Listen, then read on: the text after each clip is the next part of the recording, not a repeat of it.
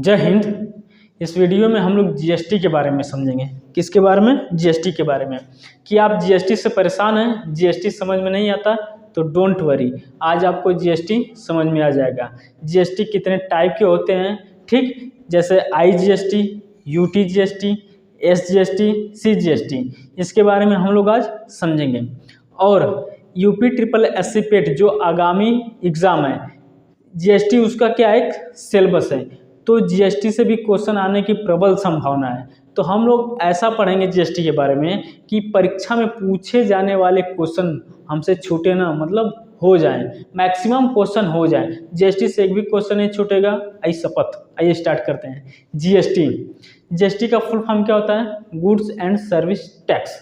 क्या होता है? Goods and service tax. अगर आपको नहीं पता है तो आपकी नैया डूबी हुई है, समझ लीजिए, भगवान पार लगाएंगे। गुड्स एंड सर्विस टैक्स, देखिए, गुड्स एंड सर्विस, ध्यान से समझिए और आपको पता होना ये गुड्स एंड सर्विस टैक्स, वस्तु एवं सेवा कर। गुड्स मतलब होता है वस्तु, ठीक है।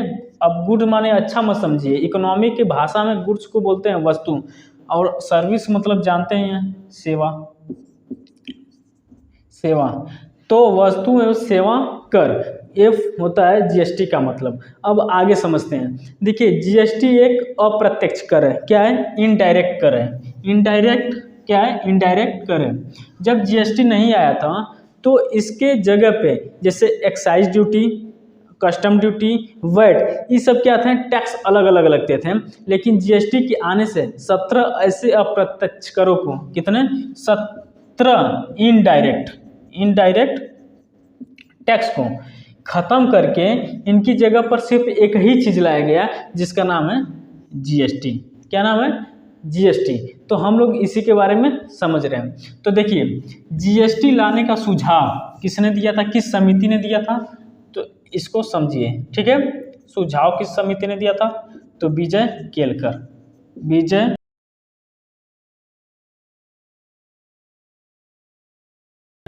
क्वेश्चन अगर आपसे पूछेगा किस समिति ने सुझाव दिया था, तो विजय केलकर समिति, ठीक। किस समिति ने? विजय केलकर समिति ने। यह पार्लियामेंट में पेश किया गया और लोकसभा ने इसको पारित किया 3 अगस्त 2016 को। कब?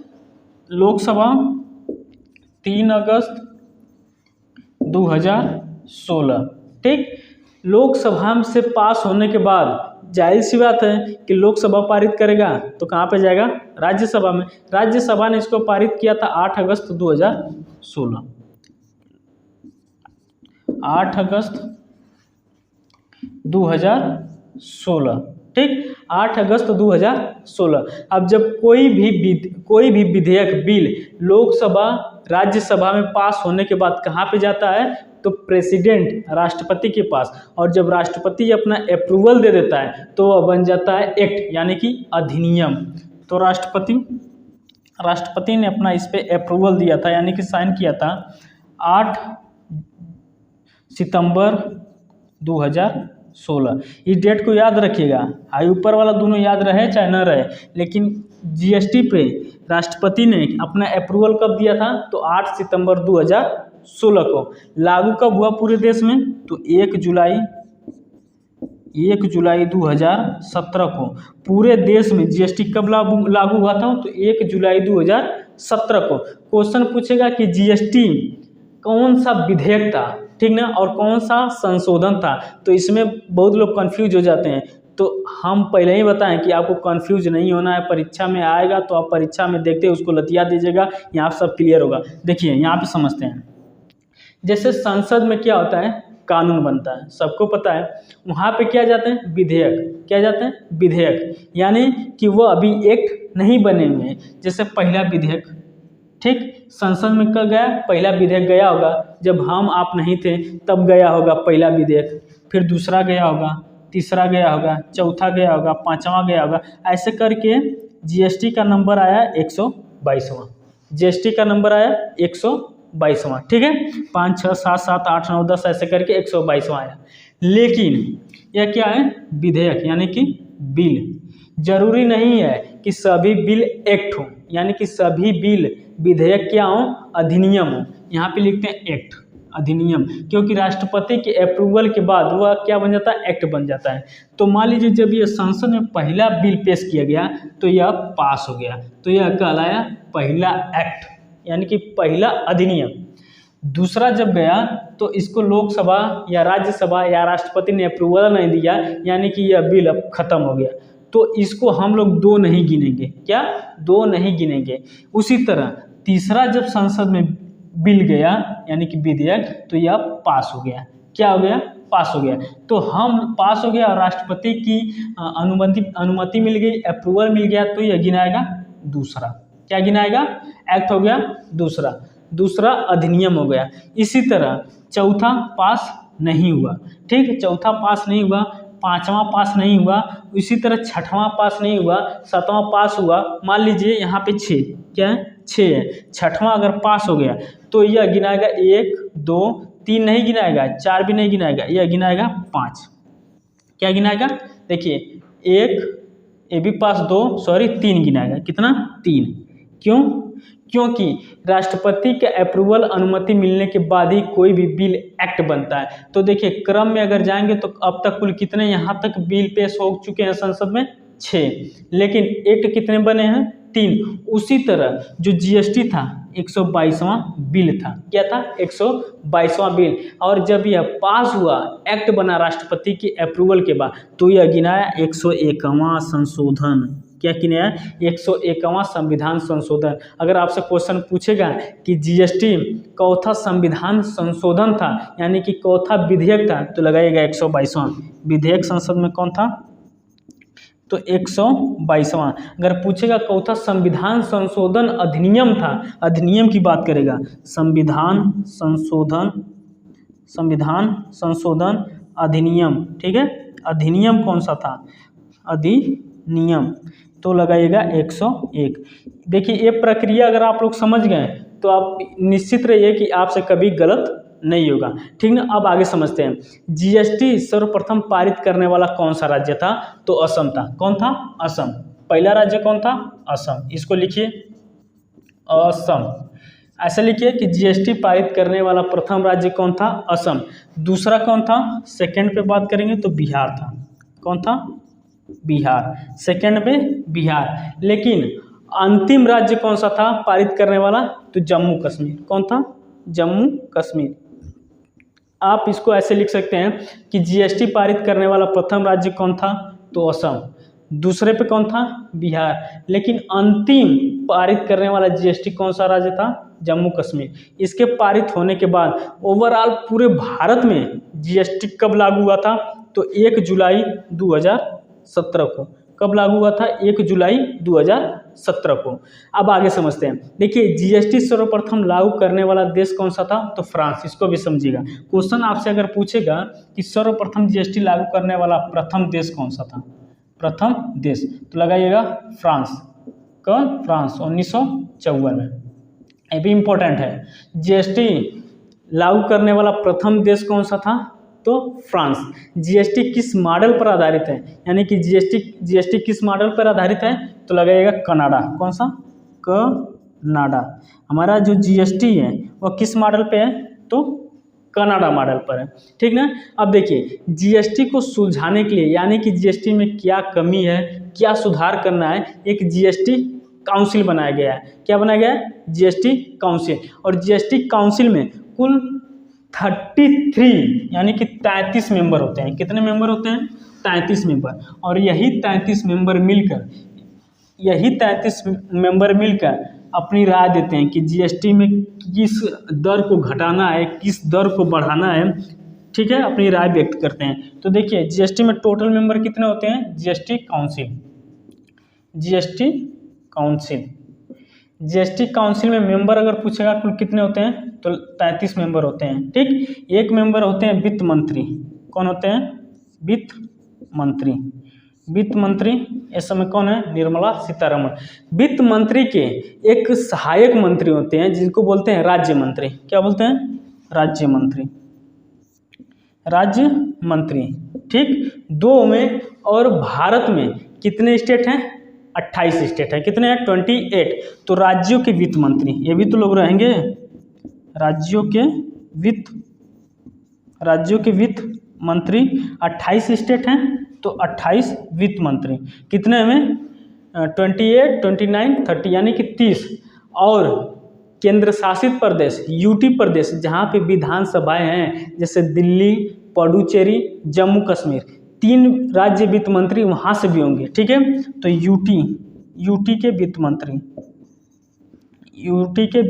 मंत्री, ठीक है, जहाँ पे विधानसभाएं हैं, तो 3 कहाँ से? जम्मू कश्मीर, पुडुचेरी एंड दिल्ली। ठीक है, क्योंकि यहाँ पे विधानसभा अवेलेबल है, तो यहाँ से 3 राज्य वित्त मंत्री होंगे। तो जीएसटी काउंसिल में कुल कितने मेंबर? 33 मेंबर। क्वेश्चन आएगा तो 33 लगाएगा। वित्त मंत्री 1, राज्य मंत्री 1, इसका देखिए राज्य मंत्री इसके सहायक मंत्री होते हैं। राज्यों के 28, क्योंकि 28 स्टेट हैं, तो हर एक स्टेट से एक राज्य मंत्री जाएगा। यूटी में 3 विधानसभाएं हैं। ठीक है, दिल्ली, पुडुचेरी, ठीक है, दिल्ली, पुडुचेरी और जम्मू कश्मीर, तो यहाँ से जाएंगे। ठीक, अब हम लोग समझते हैं कि जीएसटी-आईएन क्या होता है। क्या होता है जीएसटी-आईएन? देखिए जीएसटी-आईएन, देखिए इसको गुड्स एंड सर्विस टैक्स बोलते हैं। आईएन का मतलब होता है आइडेंटिफिकेशन नंबर। क्या बोलते हैं? Identification number. और कितने डिजिट के होते हैं? तो 15 है। क्वेश्चन पूछा हुआ था, एक बार परीक्षा में पूछा हुआ है कि जीएसटी-आईएन यानी कि जीएसटी आइडेंटिफिकेशन नंबर कितना होता है? तो 15। आप कोई भी सामान परचेस करिएगा ऑनलाइन या कहीं से, तो वहाँ पे देखिएगा कि लिखा होगा जीएसटी-आईएन, जीएसटी आइडेंटिफिकेशन नंबर, और वो 15 डिजिट का होता है। कितना? जैसे यहाँ पे मान लेते हैं कोई, ठीक है, 15 नंबर ले लेते हैं, जैसे 2, 5, n, कोई भी अपने मन से आप नंबर लीजिए, 1, 2, 3, 4, 5, 6, 7, 8, 9। ठीक है, मान लीजिए एक क्या हो गया, कोई 10 नंबर हो गया। ये देखिए ये जो शुरू का है ना, ये आपको दर्शाता है कि आप किस स्टेट से बिलोंग करते हैं। ठीक है, जो जीएसटी पे करते हैं, या शुरू में दिखाता है कि आप किस स्टेट से पे करते हैं, और ये वाला जो डिजिट बीच का होता है आपका पैन नंबर बताता है कि आपका पैन, जो आपका पैन कार्ड आपके पास है उसका नंबर होता है। और जो बाकी के होते हैं, कुछ भी हो सकता है, ये आपको बताता है कि आप कौन सा बिजनेस करते हैं। ठीक है, आपका कोई भी बिजनेस हो सकता है, ऊँट पाल, भैंस पाल, दूध उत्पादन, कुछ भी कर सकते हैं आप, तो आपका बिजनेस को दर्शाता है। ठीक है, तो जीएसटी में कुल कितने नंबर होते हैं? जीएसटी आइडेंटिफिकेशन नंबर कितना होता है? 15। ठीक ना, अब हम लोग समझने जा रहे हैं कि जीएसटी के कितने प्रकार होते हैं। जीएसटी 4 प्रकार के होते हैं। कौन कौन से? तो सीजीएसटी, एसजीएसटी, यूटीजीएसटी, आईजीएसटी। देखिए यूटीजीएसटी को लेकर आप कंफ्यूज मत हो जाएगा, या कुछ नहीं, आपको समझ में आ जाएगा। सेंट्रल जीएसटी का मतलब सीजीएसटी का मतलब सेंट्रल जीएसटी, एस का मतलब SGST, state good and service tax, और आई का मतलब integrated good and service tax. ठीक है, तो देखिए सीजीएसटी, एसजीएसटी का क्या काम है तो समझते हैं। कोई भी वस्तु किसी भी राज्य में अगर प्रोडक्ट यानी कि प्रोड्यूस हो रही है, उत्पादन हो रहा है, अगर उसी राज्य में वो बिक गया, जैसे एक ही सीमा के अंदर एक ही राज्य में कोई वस्तु का क्रय विक्रय हो रहा है, तो वहाँ पे लगेगा सीजीएसटी, एसजीएसटी। देखिए ध्यान से समझिए, जैसे यूपी में कोई चीज़ बना, यूपी में कोई बुक बनी, क्या बनी? यूपी में बुक का उत्पादन हुआ। ठीक है, और यह यूपी में ही बिकी, इसका विक्रय कहाँ पे हुआ? यूपी में। तो यह जो यूपी में जो विक्रय होगा, ठीक ना, बुकों का, तो इस पे लगेगा सीजीएसटी प्लस एसजीएसटी। इसको ध्यान से समझिए, सीजीएसटी, एसजीएसटी लगेगा, और इसमें से सीजीएसटी केंद्र सरकार लेगी, सेंट्रल, देखिए सेंट्रल लगा है, तो इसमें से केंद्र सरकार लेगी, और आधा टैक्स राज्य सरकार को देगी। किसको? राज्य सरकार को। फिर से एक बार समझिए, दूसरा एग्जांपल लेते हैं।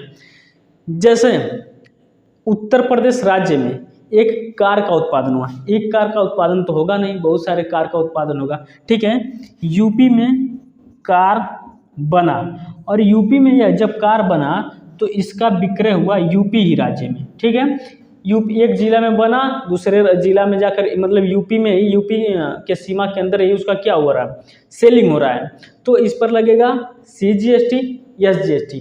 और कार पर 28% GST है। तो जो कार पे 28% GST है, इसमें से 14% ले लेगी CGST 14%, और SGST यानी कि state good and service tax 14%। ठीक है, तो यानी कि 14% टैक्स राज्य रखेगी और 14% टैक्स केंद्र सरकार लेकर चली जाएगी। आई होप कि समझे होंगे। सेम कंडीशन है यूटी जीएसटी में। अगर कोई चीज़ यूटी में बना तो यूटी में ही अगर उसका उपभोग हो रहा है, कंज्यूम हो रहा है, तो CGST आधा लेकर चली जाएगी केंद्र सरकार, और यूटी जीएसटी आधा दे देगी यूटी गवर्नमेंट के पास। ठीक है, यानी कि केंद्र शासित प्रदेश को। अब IGST कहाँ लगता है, तो ध्यान से समझिए। अगर कोई वस्तु एक राज्य में बनी, यानी कि उसका प्रोडक्शन उसका एक राज्य में हुआ और दूसरे राज्य में वह बिका, जैसे मान लीजिए यूपी में बना, ठीक है, और यह यूपी से बिक गया बिहार में। ठीक है, क्योंकि इसमें जो है एक राज्य में बनकर जब यह दूसरे राज्य में जाएगी तो इस पे डायरेक्ट लगेगा IGST। क्या लगेगा, IGST सीधे लगेगा। ठीक है, जैसे यहाँ पे मान लीजिए यूपी में कार बना, ठीक है, अब तक तो अपने ही राज्य में बेच रही थी यह कार कंपनी। अब इसने सोचा एक बार बिहार में ट्रायल मारते हैं, तो बिहार में घुसेगी, तो बिहार में जैसे घूमेगी तो वहाँ पे ठोक दिया जाएगा IGST। क्या ठोकेगा, IGST। देखिए एक कार बन के, ठीक है, कहाँ गई, बिहार में, तो इस पे लगा IGST। ठीक है, IGST लगा, तो देखिए जो यूपी है, ठीक है, यूपी इसको कुछ नहीं मिलेगा, टैक्स के रूप में इसको कुछ नहीं मिलेगा। ध्यान से समझिए, IGST लगेगा और आधा पैसा IGST यानी कि केंद्र सरकार लेगी और आधा पैसा बिहार को दे देगी। किसको, बिहार गवर्नमेंट को। अब कहेंगे ये क्या बात भाई, बनाया यूपी ने, बेचा यूपी ने, और आधा लेकर गया गवर्नमेंट सेंट्रल और आधा दे दिया जहाँ पे इसकी सेलिंग हुई। तो यही सही है, आप इसको सत्य मानिए। सूरज पूरब में उगता, आप सत्य मानते हैं, इसको भी सही मानिए। इसमें इसको कुछ नहीं मिलता है। यूपी में अगर कोई चीज़ प्रोडक्शन हुआ, बिहार में बेचा, तो इसको टैक्स के नाम पे कुछ नहीं मिलता है। ध्यान से समझिए फिर से, कार गया बिहार में, इस पे लगा IGST। क्या लगा, IGST। कार पे 28% GST है और इसका 14% कौन रखेगा, सेंट्रल गवर्नमेंट। कौन, सेंट्रल गवर्नमेंट। और जो 14% है, 14% यह सेंट्रल गवर्नमेंट का बिहार को लौटाएगी। किसको, बिहार गवर्नमेंट को। ठीक है, बिहार गवर्नमेंट को ये इसलिए लौटाया जाता है कि जिस राज्य में इसका कंज्यूम हो रहा है, उपभोग हो रहा है, वहाँ की गवर्नमेंट भी अपनी तरक्की कर सके, अपनी क्या करें, अपने स्टेट को डेवलप कर सके। और यहाँ जो देखिए जो कार कंपनी जो कार बना रही है, यहाँ पे सिर्फ इसको ये फ़ायदा हो रहा है कि यहाँ के लोगों को रोज़गार मिल रहा है, क्योंकि यहाँ पे बड़ी बड़ी कंपनियाँ आके क्या कर रही हैं, कार का उत्पादन कर रही हैं। और टैक्स कौन लेकर जाएगा, बिहार और सेंट्रल गवर्नमेंट। तो यह था CGST, SGST, UT GST, IGST। समझ गए होंगे, नहीं समझे तो एक बार और देखें। अगर सेम स्टेट, क्या, सेम स्टेट, यूपी से यूपी, सेम स्टेट में अगर कोई चीज़ क्रय विक्रय हो रहा है तो उस पर CGST, SGST। क्या, CGST, SGST। आधा ये लेकर जाएगी और आधा ये लेकर जाएगी। और आपको यह पता होना चाहिए कि किस पर कितना GST का स्लैब है, क्योंकि अगर नहीं पता होगा तो आप फाइन नहीं कर पाएंगे। ठीक है, अगर आप कोई चीज़ खरीदेंगे तो उस पर ऑटोमेटिक लिखा होगा कि इस पे इतना % GST, आपको पता करने की जरूरत नहीं है, डोंट वरी। ठीक है, तो CGST, SGST लेकर चली जाएगी। लेकिन यूटी में क्या है, यूटी में बना, यूटी में ही बिका, तभी CGST, UT GST।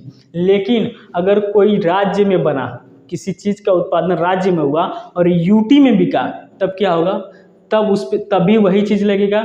CGST लेकर जाएगी कौन, केंद्र सरकार, और UT GST दे देगी केंद्र शासित प्रदेश को।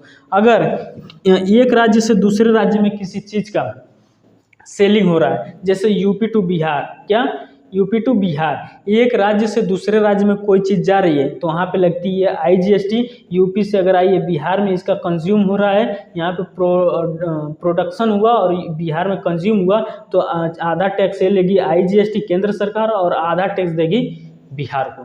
तो यही है CGST, IGST, UTGST, SGST। अब हम लोग समझते हैं इसके स्लैब के बारे में। GST के कुल 4 से 5 प्रकार के स्लैब हैं। देखिए कुल 4 स्लैब मानते हैं। देखिए जो 0% क्या है, 0%, इसमें जरूरी चीज़ों को रखे गए। किसको जरूरी, जिसके बिना जिंदगी अधूरी है, यानी जिसके बिना जिंदगी चल नहीं सकती है। गलत मत समझिएगा कि जिंदगी उसके बिना नहीं चल सकती है। लोग कहते हैं कोई किसी के बिना रह नहीं सकता, जिंदगी अधूरी। गलत है। कोई किसी के बिना रह नहीं सकता, गलत बात है। सच तो ये है कि कोई किसी के बिना रहना नहीं चाहता है। देखिए 0% जरूरी वस्तुएं। जरूरी वस्तुएं में आप क्या रख सकते हैं, देखिए इस पे टैक्स 0% है। इसमें आप रख दीजिए दवा, ठीक है, क्योंकि दवा क्या है, बहुत जरूरी है। इसमें रख दीजिए नमक, दवा, नमक, ठीक है, दवा, नमक। दूध रख दीजिए क्योंकि क्या है, और इसमें कृषि इम्पोर्टेंट, कृषि, इस पे क्या है, टैक्स नहीं है। अब कृषि के लिए ट्रैक्टर जाइए ना खरीदने, उस पर टैक्स नहीं लगेगा। अनाज है, चावल है, उस पर क्या है, टैक्स नहीं है। तो ये क्या है, जिंदगी के लिए बहुत जरूरी चीज़ें हैं। दूसरा 5% पे आते हैं। देखिए जब आप कोई वस्तु खरीदेंगे तो उस पर ऑलरेडी टैक्स लिखा होगा कि आप इस टैक्स के स्लैब में ये चीज़ ले रहे हैं, आपको इस पे इतना % टैक्स पे करना होगा। तो 5% में आएंगे तो देखिए इसमें टी होगा, कॉफ़ी होगा। थोड़ा से इससे थोड़ा सा जो किसान है, किसान बेचारा कॉफ़ी थोड़ा ना पीता है। इसमें थोड़ा सा आएंगे तो इसमें बढ़िया कैटेगरी के लोग आ जाते हैं। तो चाय पीते हैं तो सरकार कहती है तुम चाय पीते हो तो हमको भी पिलाओ, 5% टैक्स दे ही दो। तो इसमें लोग क्या करते हैं, पिज्ज़ा, ब्रेड, वाह पिज्ज़ा तो जल्दी चला। अभी इस आजकल के ज़माने में पिज्ज़ा चल गया तो सरकार कहती है कोई बात नहीं, पिज्ज़ा वही खाएगा जिसके पास पैसा है। तो 5% टैक्स इस पर सरकार ले लेती है। अगला है 12%। 12% के स्लैब में आता है घी। क्या आता है, घी। किसान घी भले प्रोडक्शन करता है, लेकिन कभी किसान घी नहीं पी पाता है। क्यों? क्योंकि इतना गरीब होता है किसान कि बेचारा अनाज उगाता है और उसको बेचता है ले जाकर मार्केट में। वो घी कहाँ से पिएगा, ठीक है, घी पिएगा कि अपने परिवार को चलाएगा, क्योंकि घी महंगा होता है। तो इस पर क्या होता है, 12% क्या होता है, घी है, गैस है, मोबाइल, ठीक है, क्योंकि यह क्या होते हैं थोड़े से इस, देखिए यहाँ से आदमी धीरे धीरे डेवलप कर रहा है, किधर, अमीरी की ओर। अब आएंगे 18%। वाह 18% पे इसमें क्या आएगा, हेयर ऑयल, जो सर पे लगाते हैं, बढ़िया बढ़िया तेल, सौंफ, बढ़िया बढ़िया साबुन। इसमें कॉस्मेटिक वस्तु, वाह कॉस्मेटिक वस्तु समझ रहे हैं ना, क्रीम, पाउडर, जितना कॉस्मेटिक चीज़ें जो महिलाएं जितना भी यूज करते हैं उस पर कितना है, 18%। इतना टैक्स होने के बाद भी महिलाओं का कॉस्मेटिक प्रोडक्शन नहीं रुकता है। क्यों? क्योंकि महिला को पता है अगर 100% टैक्स हो जाएगा तब वो नहीं रुकेगा। क्यों? क्योंकि महिला टैक्स के बिना नहीं, महिला बिना मेकअप के रह ही नहीं सकती। ठीक है, एम आई राइट? अगर सही बात है तो कमेंट करके ज़रूर बताइएगा। और कॉस्मेटिक वस्तु में समझी गए। दूसरा 28%, आरामदायक वस्तुएं, लग्जरी चीज़ इसमें आती हैं, जैसे एसी हो गया, कार हो गया, ठीक है, एसी, कार, जितने भी बड़ी बड़ी चीज़ें हैं, सीमेंट की कंपनियां हो गई, ठीक है, सीमेंट की क्या हो गई, कंपनियां हो गई, यानी कि बड़ी बड़ी जो लग्जरी चीज़ें, जो आराम, कंफर्ट जिसमें आदमी महसूस करता है, तो सरकार करती है कि अगर तुम कंफर्ट महसूस करोगे, पैसा वाले हो, तो हमको भी कंफर्ट महसूस कराओ, क्योंकि हमको भी देश देखना है, हमको देश में क्या करना है, सैनिकों को पैसा देना है, रोड बनवाना है। तो कहाँ से सब ये सब करती है सरकार, टैक्स के ही पैसे से तो करती है। तो ये जीएसटी का स्लैब, 5% पर कोई टैक्स नहीं, 0% जो है इसमें ज़रूरी चीज़ें, 5% थोड़ा उससे ऊपर आ जाते हैं लोग, 12% में उससे ऊपर, और 18% में हेयर और कॉस्मेटिक चीज़ें, ठीक है, आरामदायक 28% लग्जरियस चीज़ें। तो ये पूरा जीएसटी का क्या था, एक जीएसटी एक परिचय, यानी कि परीक्षा में अगर जीएसटी से क्वेश्चन आएगा ना तो इससे बाहर नहीं होगा। जहाँ तक मेरा ओपिनियन है, आप इसको बुक से भी और क्लास से भी कहीं ना कहीं से आप रिवाइज करते रहिए कि जीएसटी से क्वेश्चन आए तो आप अच्छे से कर लीजिएगा। बाकी क्लास अगर आपको अच्छा लगा, अगर अच्छा लगा क्लास, अगर कुछ भी समझ में आया तो मन करे तो लाइक कर दीजिए, मन करे तो सब्सक्राइब कर दीजिए, शेयर कर दीजिए, जो समझ में आए। अगर अगर आपका अंगूठा अच्छे से काम कर रहा है तो जो समझ में आए कर दीजिए, नहीं तो रहने दीजिए। अब मिलेंगे अगले नेक्स्ट वीडियो में, तब तक के लिए जय हिंद।